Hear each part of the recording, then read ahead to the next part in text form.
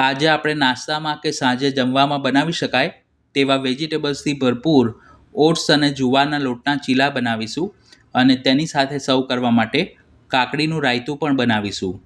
તો સૌપ્રથમ મિક્સિંગ બાઉલમાં અડધો કપ રેગ્યુલર ઓટ્સ લીધા છે. તેમાં અડધો કપ પાણી ઉમેરી બંનેને સરખી રીતે મિક્સ કરી ઢાંકીને 10 મિનિટ માટે મૂકી રાખીશું. આમ કરવાથી ઓટ્સ પાણીમાં પલળવાના લીધે તે સરખા ફૂલી જશે.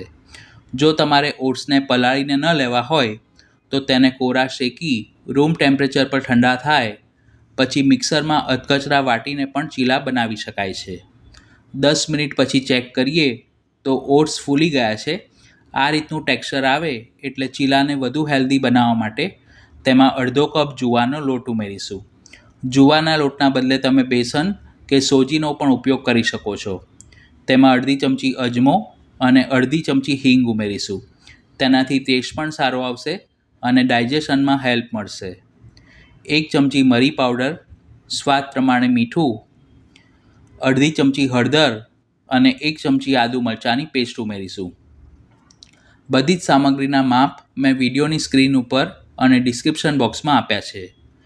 પછી તેમાં વેજીટેબલ્સમાં 1/4 કપ બી કાઢીને બારીક સમારેલું ગ્રીન કેપ્સિકમ, 1/4 કપ બી કાઢીને બારીક સમારેલું ટામેટું, 2 ચમચી સમારેલી કોથમીર અને ચીલાને વધુ હેલ્ધી બનાવવા માટે અડધો કપ ફ્રેશ બારીક સમારેલી મેથીની ભાજી ઉમેરીશું. મેથીની ભાજીના ફક્ત પાનનો જ ઉપયોગ કરવો, પાછળની દાંડી ન લેવી.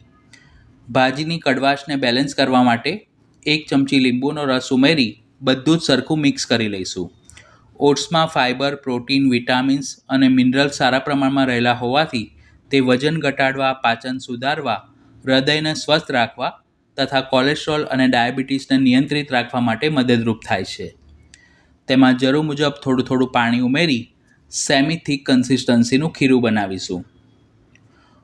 ઓટ્સનું ટેક્સચર પ્રમાણમાં થોડું કકરું હોય છે અને આપણે વેજીટેબલ્સ પણ ઉમેર્યા છે એટલે ખીરું બહુ જરૂરિયાત કરતાં વધુ પાતળું ન બનાવવું. તેને 5 મિનિટ માટે મૂકી રાખીશું. ત્યાં સુધી મેં 1 કપ જેટલું ઠંડુ મોળું દહીં લીધું છે. તેને ચમચી વડે સરખું ફેંટી લઈશું જેથી દહીંના બિલકુલ પણ ગાંઠા ના રહે. તેમાં મસાલામાં અડધી ચમચી મરી પાવડર,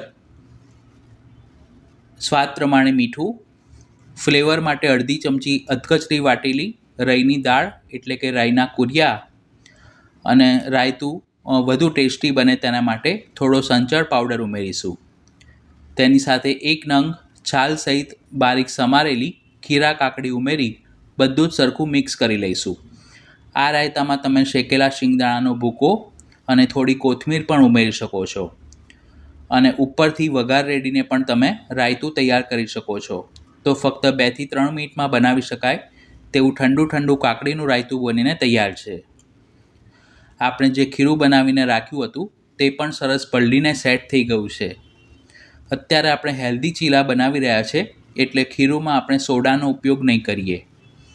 હવે નોનસ્ટિક પેનને તેલથી ગ્રીસ કરી તેને પ્રીહીટ કરીને રાખ્યું છે. 1 મોટા ચમચા જેટલું ખીરું લઈ તેના ઉપર આ રીતે પાથરીશું.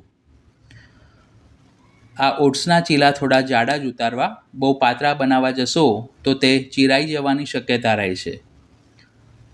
સાઈડમાં જરૂર મુજબ તેલ મૂકી 2 મિનિટ માટે ધીમીથી મધ્યમ આંચ ઉપર શેકી તાવેથા વડે સાવધાનીપૂર્વક ફેરવી ફરીથી અડધી ચમચી જેટલું તેલ મૂકી તેને બીજી બાજુ શેકી લઈશું. એક ચીલાને શેકવામાં આશરે 4 થી 5 મિનિટ જેટલો સમય લાગે છે. જો તમે હેલ્થ કોન્શિયસ હો તો ઓછા તેલમાં પણ બનાવી શકો છો અથવા તો તેલના બદલે ઘીનો પણ ઉપયોગ કરી શકો છો. શેકેલા ચીલાને આ રીતની કાણાવાળી પ્લેટમાં કાઢી બાકીના ખીરુંમાંથી પણ આપણે આ જ રીતે ચીલા ઉતારીને તૈયાર કરીશું. અત્યારે આપણે જેટલું માપ લીધું છે તેમાંથી મધ્યમ સાઇઝના 4 નંગ ચીલા બનાવી શકાય છે. આ સિવાય પણ મેં ચેનલ પર વિવિધ પ્રકારના તીખા પુડલા અને ગળ્યા પુડલાની રેસીપી પોસ્ટ કરી છે.